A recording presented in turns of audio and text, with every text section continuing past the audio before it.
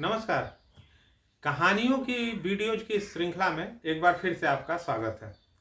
आज की कहानी में हम आपको ले चलते हैं कुछ 100-125 साल पहले या उससे भी पहले, लगभग 150 साल पहले।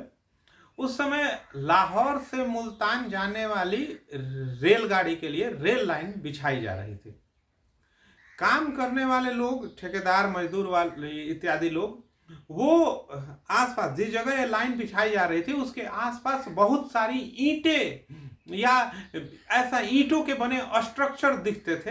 वो लोग उन ईंटों को ही, जो आसपास पड़ी जो ईंटों के स्ट्रक्चर थे, जो संरचनाएं थी और जो ईंटें पड़ी हुई थी, उन्हीं को अपनी रेल लाइन में उपयोग करने लगते थे।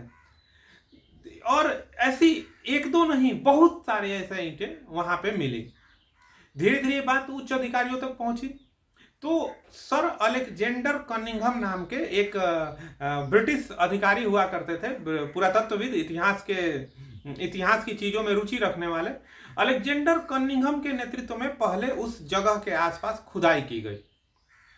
आगे जाके 1920 के आसपास सर दयाराम साहनी, वो भी पुरातत्वविद थे, उनके नेतृत्व में उस जगह के आसपास खुदाई की गई।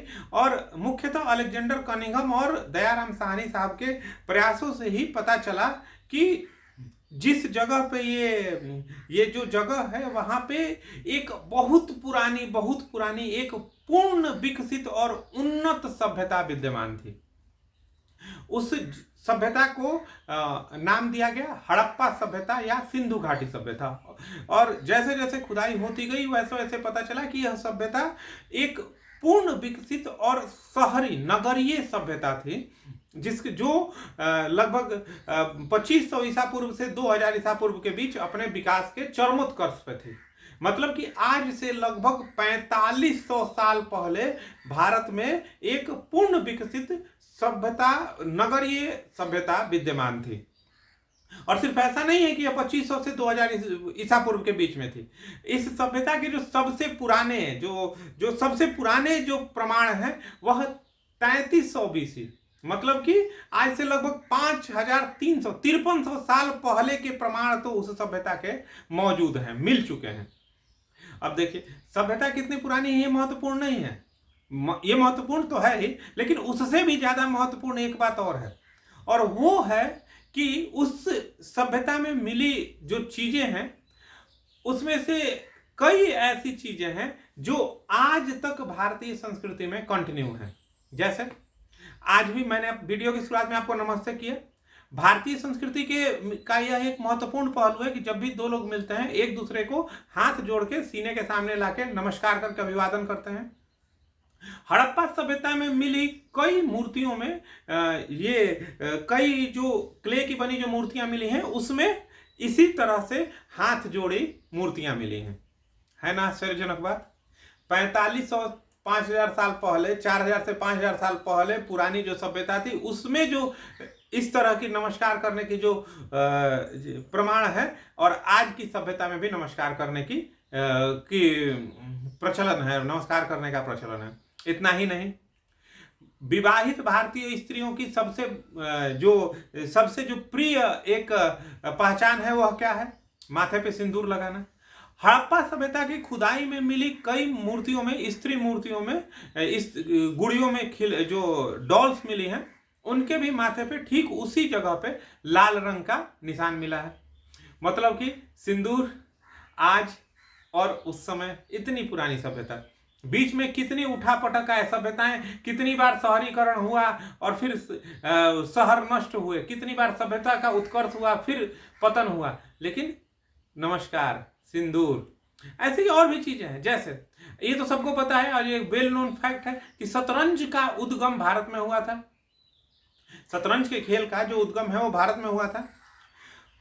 खास बात यह है कि हड़प्पा सभ्यता की खुदाई में भी ऐसी गोटियां मिली हैं, ऐसे खिलौने मिले हैं जिनका आकार, जिनकी आकृति आज के शतरंज की जो गोटियां होती हैं, घोड़ा, हाथी, वजीर, राजा, उनके जैसी आकृति वाली गोटियां मिली हैं। मतलब कि संभवतः उस समय भी शतरंज जैसा कोई खेल या शतरंज अस्तित्व में हो। देखिए, ये हमें नहीं पता कि उनके लिए नमस्कार का मतलब क्या रहा होगा, या उनके लिए सिंदूर का सिग्निफिकेंस, किस तात्पर्य में इसका यूज किया जा रहा होगा। हो सकता है कि आज हम जिस सेंस में, जिस तात्पर्य में सिंदूर या नमस्कार का उपयोग करते हैं उनके लिए अलग हो, ये हो सकता है, क्योंकि इसका वास्तविक सेंस क्या था ये बताने के लिए कोई हड़प्पन उस सभ्यता का आदमी अब थोड़े बता पाएगा। या वैसे हमें तो बस मूर्तियां मिली हैं जिससे हम अनुमान लगा रहे हैं। हो सकता है कि यही मतलब हो सकता है कि मतलब अलग हो। महत्वपूर्ण ये नहीं है, महत्वपूर्ण बात ये है इन परंपराओं की निरंतरता, मतलब कि वो सभ्यता विलुप्त नहीं हुई थी। वह जो सभ्यता है वो विलुप्त नहीं हुई थी, बल्कि उसके तत्व धीरे धीरे भारतीय संस्कृति में विद्यमान है और आज तक विद्यमान है। इतना ही नहीं, और एक खास बात है, आज तो हम लोग किलोग्राम, ग्राम और मिलीग्राम इत्यादि का यूज करते हैं। अभी कुछ ही समय पहले तक तोला और इत्यादि अन्य मानक माप तोल के अन्य इकाइयां चलती थी। पुरातत्वविदों का अनुमान है कि ये जो प्राचीन, मतलब जो मेट्रिक टन आने के पहले माप तौल की ये जो मीट्रिक प्रणाली है, जो किलोग्राम, ग्राम इत्यादि वाली जो दशमलव वाली प्रणाली है, इसके आने के पहले माप तौल की जो पद्धति थी वह कुछ हड़प्पा सभ्यता में जो माप तौल की पद्धति थी उसके कुछ बराबर ही थी। अगर ये बात भी पूरी तरह से सच है तो यह भी एक निरंतरता है ना आश्चर्य की बात। कहाँ 4000 से 5300 साल पहले की सभ्यता, कहाँ उसके तत्व आज की आधुनिक भारतीय संस्कृति में भी विद्यमान है। ऐसे ही थोड़े ना कहते हैं कि भारत विश्व की सबसे प्राचीन जीवंत सभ्यताओं में से एक है। निरंतरता इसकी, और यही जो सभ्यता के तत्व हैं यही तो भारत को भारत बनाते हैं। तो गर्व करिए कि आप एक इतनी पुरानी सभ्यता के वर्तमान वंशज हैं, और अभिवादन में एक दूसरे को नमस्कार करिए। नमस्कार। और आप चाहें तो इस वीडियो को लाइक करिए, कमेंट में बताइए कि कहानी कैसे लगी, और चैनल को सब्सक्राइब तो जरूर कर लें ताकि अन्य कहानियों के वीडियो या अन्य वीडियो आप देख सकें। जल्दी हम लोग फिर मिलते हैं, फिर किसी और वीडियो में। तब तक के लिए नमस्कार।